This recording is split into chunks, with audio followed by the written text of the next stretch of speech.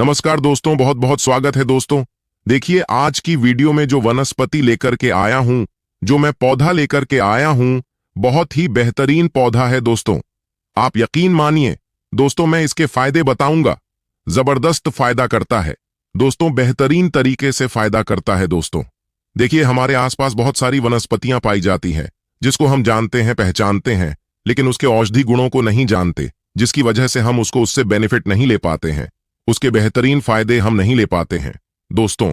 तो इसीलिए दोस्तों, मैं ऐसी वनस्पतियों को खोजता रहता हूं जो आसानी से आपके आसपास उपलब्ध हो जाएं और आपके लिए काफी फायदेमंद हो, बिना खर्च किए आपको इतने जबरदस्त फायदे दे जिसमें आप लाखों रुपए खर्च करके भी फायदा नहीं पा सकते हैं बीमारियों को ठीक करने के लिए।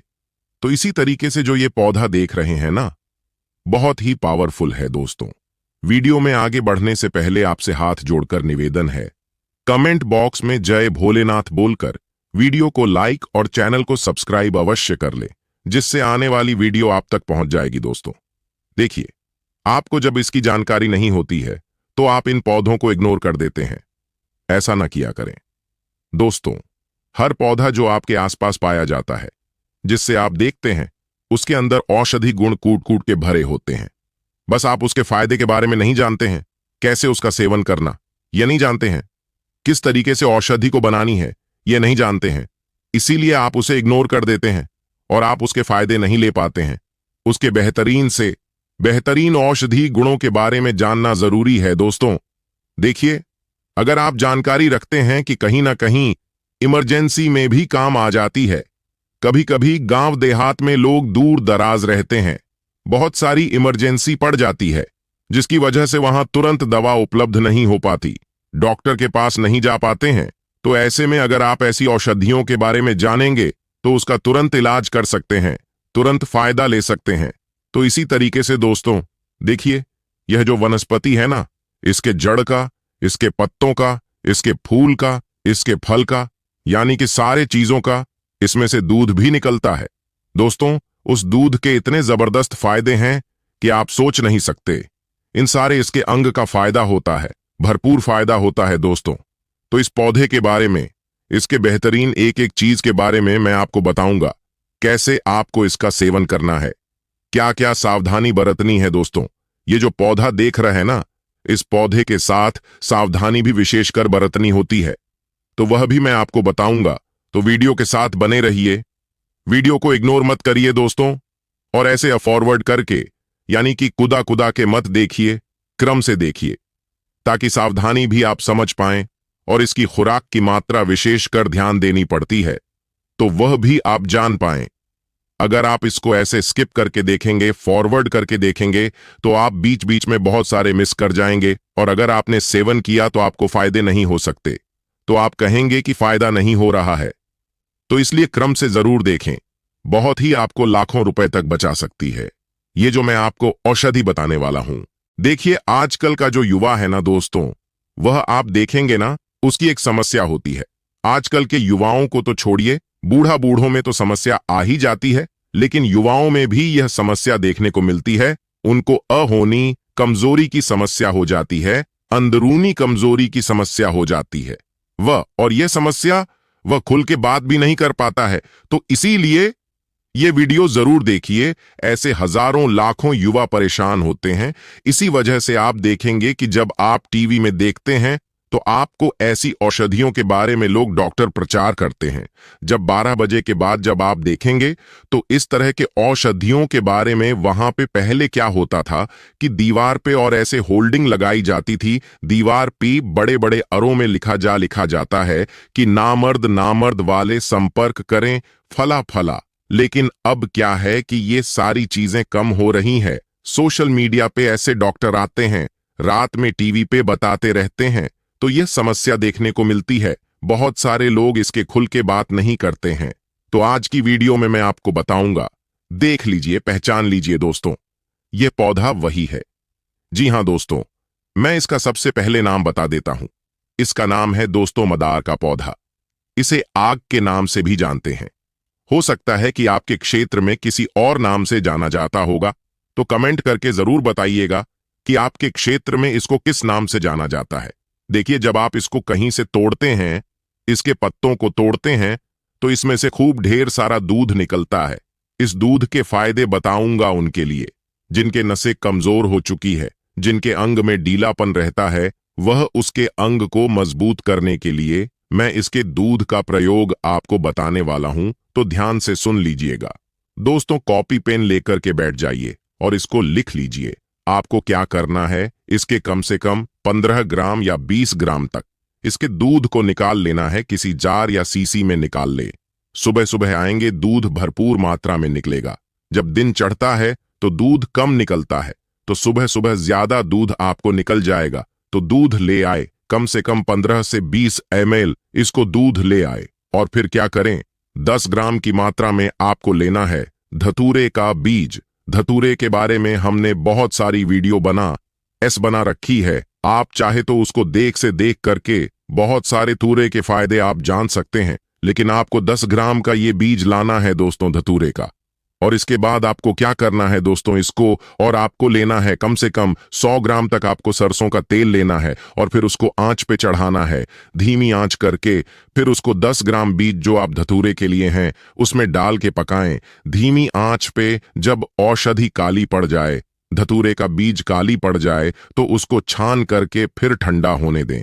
फिर दोबारा उस तेल को आंच पे चढ़ाएं, और जो आपसे 15 से 20 एल आपने जो दूध निकाला है, उस दूध को इस तेल में पकाएं। जब दूध आप देखेंगे धीरे धीरे इसमें से मचर निकल जाएगा, काला पड़ जाएगा। बिल्कुल दूध जो व्हाइट आप दूध डालेंगे तो वो काला पड़ जाएगा और मॉइस्चर निकल जाएगा।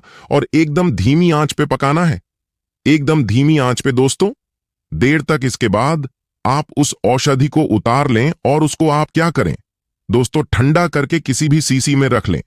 अब आपको इसका प्रयोग कैसे करना है, ध्यान से सुन लीजिएगा।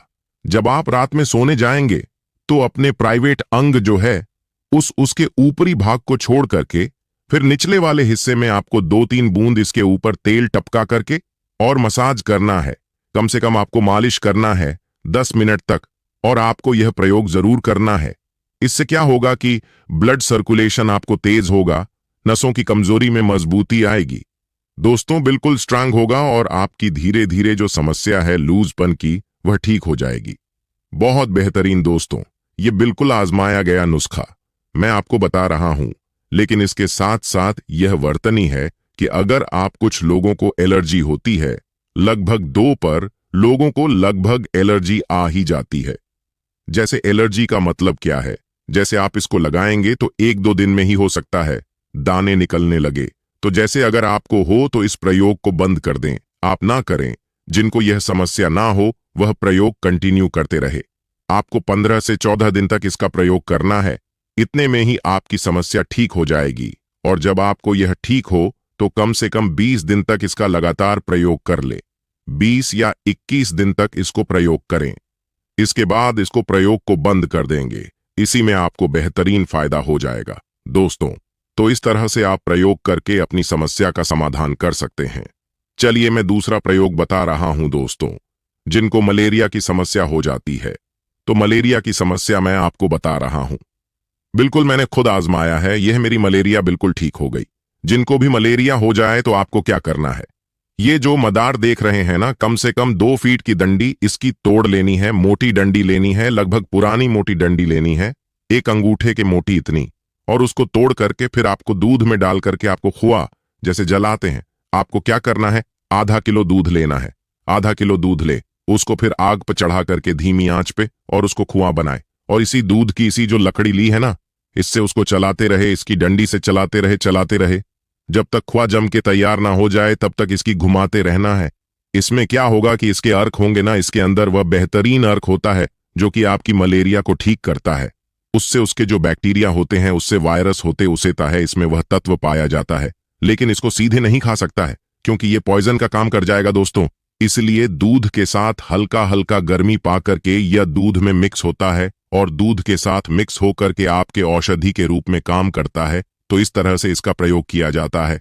ऐसा नहीं कि आप समझें दूध में डाल के क्या करना है, इसको रस निकाल लो पी लो, ऐसा नहीं करना दोस्तों। तो जब खुआ बिल्कुल बन जाएगा, अब आपको उसको खा जाना है। 1 दिन का बना हुआ 2 बार खाएंगे, यानी सुबह बनाएंगे तो थोड़ा खुआ सुबह खाएंगे, थोड़ा खुआ शाम को खाएंगे और कुछ भी और चीज नहीं मिलाना है, मीठा कुछ नहीं मिलाना है। इस तरह से आपको सिर्फ 2 दिन खाना है। 2 दिन में ही आपकी मलेरिया चुमंतर हो जाएगी। दोस्तों, आजमाया गया नुस्खा बता रहा हूं। चलिए मैं बात करता हूं दोस्तों, जिनको की दमा की समस्या होती है। दमा के लिए आपको क्या करना है दोस्तों, इसकी जड़ की खाल, जब आप खड़ंग तो इसके जड़ की खाल को निकालना है, ऊपर की खाल को निकालना है और उसको आप क्या करना है दोस्तों, उस खाल का पाउडर बना के रख लेना है। उस खाल में दोस्तों ऐसा रसायन पाया जाता है जो कि दमा के रोगियों के मिट्टी के लिए बहुत ही पावरफुल, बहुत ही गजब का है दोस्तों। हजारों साल पहले आयुर्वेद की किताब चरक संहिता में इसका वर्णन है। आप चाहे तो पढ़ सकते हैं और यह बिल्कुल आजमाया गया आयुर्वेद। आचार्य लोग इसका प्रयोग आज भी करते हैं।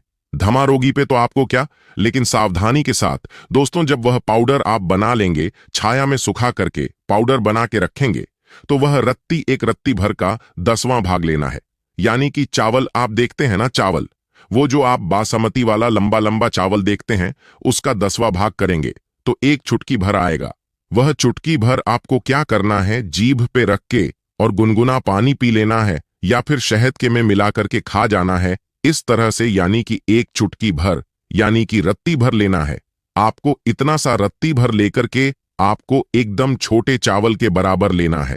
ठीक है, बासमती का करेंगे तो 10 बार तोड़ेंगे तो जितना आएगा उतना, तो इस तरह से आप रत्ती भर का 10वां भाग आपको लेना है। दिन में 2 बार लेना है, इतना ही आपके लिए काफी होगा। यह दमा रोगियों के लिए बहुत ही पावरफुल है। उसे ज्यादा नहीं करना दोस्तों, ध्यान दीजिएगा, मात्रा का विशेष ध्यान दीजिएगा। और इसके दूध के बारे में आपको सावधानी भरत बता दूं दोस्तों, इसका दूध अगर आंखों में पड़ जाए तो आपकी आंखों की रोशनी को खत्म कर सकता है। इसलिए जब भी इसको तोड़े आप चश्मा लगा के जाएं और हाथों में लग जाए तो अच्छे से साबुन से धोने के बाद ही अच्छे से धो लें, ताकि आंखों को मल देंगे तो आंख में दूध लगेगा तो आपकी आंखों के लिए बहुत ही नुकसानदायक होता है। तो आंखों को बचा करके ही इसका दूध का प्रयोग करना चाहिए, तोड़ना चाहिए, आंखों में ना पड़े। अब मैं आपको बता रहा हूं दोस्तों, जिनको घुटने और जोड़ों में दर्द होता है कहीं भी भयंकर रूप से, तो वो क्या करें, इसके पत्तों का, ये जो पत्ते देख रहे हैं ना, बहुत ही बेहतरीन है। अब इसके पत्तों का आपको कौन सा पत्ता लेना है, देखिए बहुत सारे उसको पीला पड़ जाए, ऐसा नहीं कि जमीन पर पीला पड़ा पत्ता उठा ले, दनल से ही तोड़ना है, इसके पेड़ से ही तोड़ना है, उस पत्ते को ले आना है। और आप जब रात में जिनको डायबिटीज की समस्या होती उनके लिए बता रहा हूं, वह पत्ता आप अपने पैरों पर लगा लें और पूरी रात भर मोजा चढ़ा के सो जाए। और मोजा भी कौन सा होना चाहिए दोस्तों, काटन का मोजा होना चाहिए। ध्यान दीजिएगा, नायलॉन का मोजा मोजा नहीं होना चाहिए, सिर्फ शुद्ध काटन का मोजा आप लगा ले, नहीं है तो आप उसको अपने पैरों पर लपेट करके पट्टी बांध लें। पूरा पत्ते को ढकना है ताकि गर्मी से उसका अर्क निकल करके और स्पंज के द्वारा सोख करके अंदर आपके पहुंचाया जाता है, ब्लड में जाता है और आपके जो ब्लड में इंसुलिन की जो मात्रा होती है उसको बढ़ाता है और शर्करा को कम करता है। यह प्रयोग बिल्कुल बढ़िया है दोस्तों, आप इसका प्रयोग करते रहे। अगर आपको डायबिटीज है तो आप लंबे समय देखिए, खाना तो है नहीं तो कोई दिक्कत नहीं, रात में सोने से पहले इसका प्रयोग कर लें और करते रहे। धीरे धीरे आपके डायबिटीज को कंट्रोल करेगा और इसको लंबा समय तक करते रहे तो हो सकता है कि आपके डायबिटीज को यह का इलाज भी कर दे दोस्तों। तो इस तरह से आप इसको, डायबिटीज के रोगी इसका प्रयोग कर सकते हैं। पैरों के तलों में जो हल्के पीले हो जाते हैं उनका प्रयोग आपको करना है, जमीन पर गिरे हुए नहीं, डंठल से तोड़ करके करना है। यह प्रयोग बहुत ही फायदेमंद है दोस्तों। आप इसको अपने घर पर लगा के गमले में रखें। सावधानी होती है कि घर पर बहुत लोग लगाते हैं, लेकिन बच्चों अगर पत्ते से तोड़ेंगे तो आंख दूध पड़ सकता है, तो इसलिए सावधानी के साथ ही इसको रखें। कहीं भी तो ये थोड़ी सी सावधानी बरतनी पड़ती है। डायबिटीज के लिए आपको घर पर ही इसको उपलब्ध हो जाएगा। एक प्रयोग में दोस्तों आपको और बताता हूं, आपकी जोड़ों के दर्द के लिए, कहीं भी कमर के दर्द के लिए, साइटिका के दर्द के लिए, कंधे के दर्द के लिए, आप इसके पत्तों पे सरसों या तिल का तेल लगा करके तवे पे गर्म करें। जब यह नरम हो जाए तो उसको अपने जोड़ों, तलवे, जहां भी दर्द हो रहा है, साइड का सर्वाइकल पेन कंधे पे बांध लीजिए या पूरी अपनी बाह में बांध लीजिए, या दर्द को तुरंत 15 मिनट में हर ले है। और ऐसे बांधते रहेंगे तो यह जड़ को, आपके दर्द को, साइटिका वाले रोगियों के लिए काफी फायदेमंद है। ये बहुत ही फायदा करता है। अगर आप इस तरह से इसका प्रयोग करते हैं तो आप देखिएगा कि आपके जोड़ों के दर्द को ये छूमंतर करता है, हर लेता है। दोस्तों एक दूसरा मैं प्रयोग बता रहा हूं दमा रोगियों के लिए और अंदर ताकत को बढ़ाने के लिए, दोनों के लिए काम करता है। देखिए इसका जो फूल होता है ना, फूल में चक्र होता है। आप जब इसको तोड़ेंगे तो बीच में एक आपको लौंग की तरह होता है, जैसे लौंग होता है। लौंग देखें ना, तो वह लौंग इसके अंदर से निकाल लीजिए। जब इसके पंखुड़ियों को हटा देंगे तो बीच में लौंग जैसे एक आपको मिल जाएगा। तो इसको बोलते हैं कि ये, इसको ऐसे नाम दिया गया क्योंकि लौंग जैसा दिखता है, तो इसलिए इसको आयुर्वेद में लौंग बोलते हैं। लौंग कौन सा? मदार के फूल का लौंग। तो उस लौंग को निकालने, ढेर सारी लौंग को इकट्ठा कर लें, इसको आप छाया में सुखाएं, इसका भी पाउडर बना के रख लें। और इस लौंग का भी उतना ही प्रयोग किया जाता है, एक चावल के बराबर जड़ के जो छार खाल है उसका।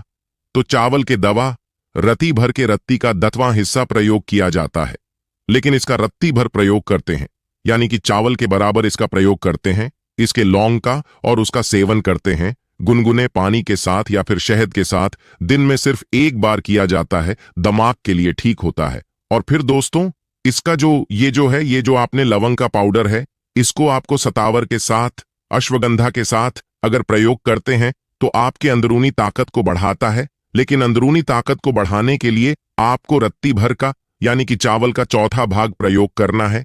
इतना कम प्रयोग करते हैं दोस्तों, क्योंकि प्रयोग का मात्रा बढ़ाना यानी कि आपके लिए खतरनाक है। तो जब भी आप इसका भोजन के रूप में प्रयोग करें, अगर आपको जरा भी कोई समस्या हो तो आप अपने आसपास जो आयुर्वेदाचार्य होते हैं, जो वैद्य होते हैं, उनसे सलाह लेकर के प्रयोग करें।